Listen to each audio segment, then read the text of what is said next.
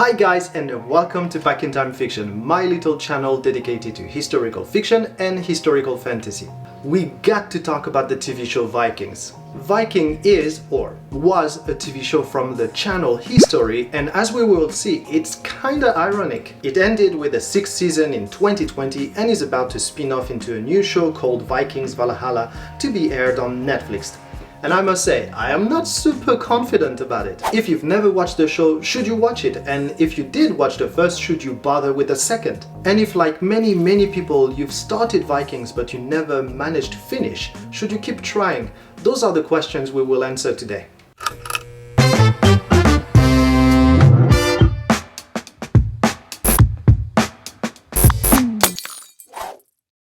Alright, as you know, if you've watched any of my previous videos, I'm a big fan of anything that is related to Northmen, Scandinavia, Vikings in general. I love The Last Kingdom, both the book and the TV show.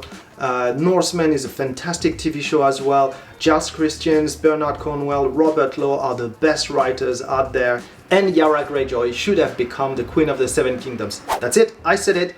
No backsies. Unfortunately, I cannot put Vikings in the categories of the shows I loved. To be more accurate, I did love the TV show Vikings. At some point it was just the best thing that could be watched, but it didn't last, and today we will see why. Let's first talk about what was great in Vikings. Number one, without a doubt, the actors. Here we really got to congratulate History on the casting. It was great from the beginning all the way to the end. I mean, Travis Fimmel playing Ragnar Lothbrok, that was pure genius. The man is crazy talented and brings so much depth to the character that it's hard picturing him any other way now. Catherine Winnick as Lagertha, same, a pure pleasure to watch her as the badass Shield Maiden.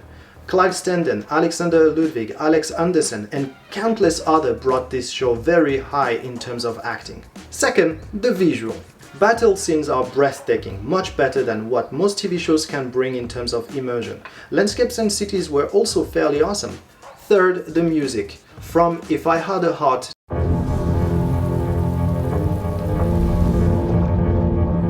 to all the music from Danheim,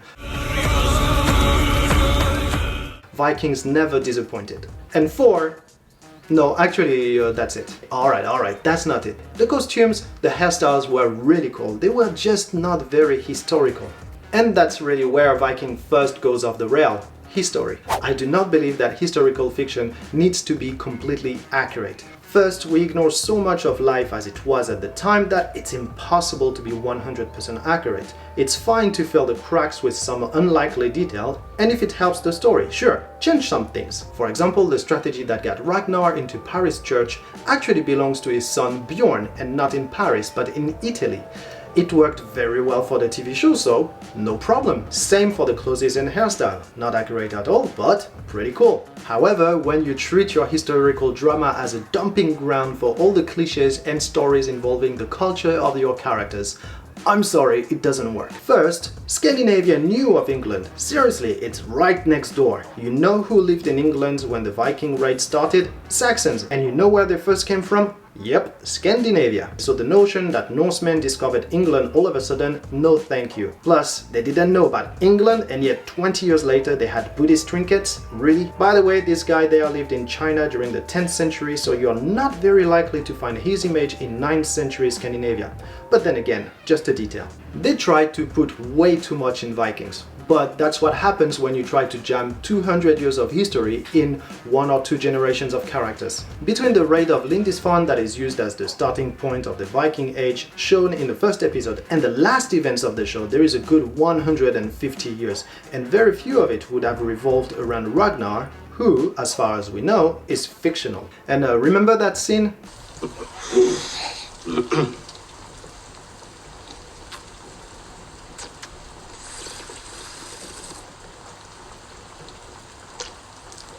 Is the way we taste wines in Francia. Otherwise, we would be perpetually drunk.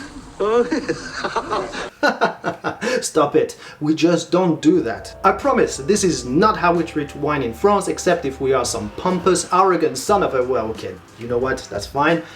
not the topic of this video. And it's not just a question of time, but space as well. That might be just me, but I truly hate when TV shows treat space and time with the accuracy of a 5-year-old. Remember in Game of Thrones when Jon Snow got stuck in the north and basically sent a message to Daenerys, who showed up the next day as if she did not have to cross a whole freaking country? Remember that one? Well, Vikings did even better several times over. The worst probably being the beginning of season 6 when Ivar traveled all the way to China and back by cart, a journey that took 4 years for Marco Polo, one way only, 400 years later. While at the same time the story had just evolved a few weeks in Kattegat, the main city of Vikings. I know, that's just a detail, but it really pisses me off here. But not nearly as much as the writing. As I said, you can absolutely enjoy historical drama full of historical errors, but bad fiction, I don't know how. The truth is, the first 3 seasons were absolutely fantastic in that regard. Not everything made sense, and you could feel that some character had little purpose or an unclear one, but altogether it was well plotted. Then things changed. From season 4, it was visible that writers didn't know what to do with most characters, and the first to suffer this lack of planning was Ragnar. He was such a great character from the very first episode, and somehow they managed to screw him up so bad that we didn't care much about him by the time of his death. Killing Ragnar off the show was a bold move, and for a time I thought it worked. The interest shifted from him to his sons in a neat way for the rest of the season. And yet we magically stopped caring about them after that as well. Characters appeared and disappeared without having more than a blimp of an impact on the story, while they had such potential. Björn's first of many love interests, boom, gone without having done much for the story. Bjorn's third wife, exactly the same. But the worst has to be Magnus. This guy got us wondering for like 2 or 3 seasons. It looked like he was going to do something and then boom, gone, just like that. Writers have to take some responsibilities. Viewers are investing their time in a TV show. They want to connect with the characters, and if it works, they care about them. That guy here, complete waste of time watching his arc. And even the main characters, it was actually very hard to connect with them. They just made no sense very often. Bjorn was one of the most interesting characters of the show, but it was so hard to follow his love life that at some point I just didn't care anymore. I really liked Rollo, but his story, which was actually really good, ended halfway through the show. And then they just decided to bring him once or twice, just because. Guys, he's gone, let him go. But all of them are nothing compared to Torvi.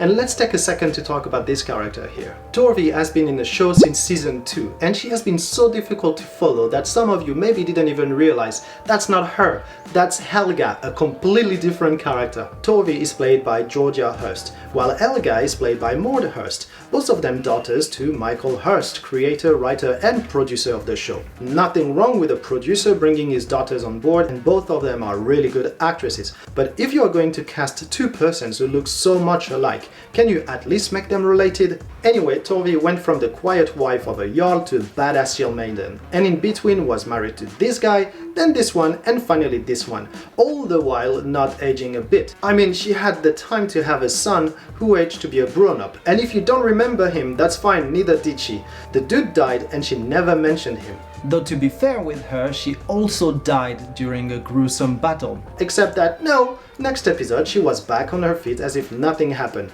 What is wrong with you writers? So yes, Vikings became a mess of stories and characters didn't make sense. The first 3 seasons were amazing, with like great characters, good story arcs, and even though it wasn't perfect, it was a great entertainment. The next 3 though, well, they had their moments of hope. The part about the Great Heathen Army, for example, was fairly exciting, the defense of York as well, but it went from nonsensical to plain boring so fast that I actually didn't watch season 6 completely. I think I watched about 4 or 5 episodes and then I just read the summary of the rest, and I had like this strong feeling that I avoided wasting so much time by doing so. Alright, I have been pretty negative in this video. This is something I usually don't do, especially when it involves topics like the Vikings. Vikings is just the proof that you need more than budget, super artists and great actors in order to make a good drama. It also proves that while pensing a book is possible, you cannot do the same with a TV show. You need to plot it. Thank you guys for watching this video until the end. Let me know in the comments what you thought of Vikings. Have I been too harsh or maybe not enough? Did I miss a big point? Are you guys excited about Vikings Valhalla? I will be back soon with another video on historical fiction or historical fantasy. In the meantime, grab a book and enjoy. See ya!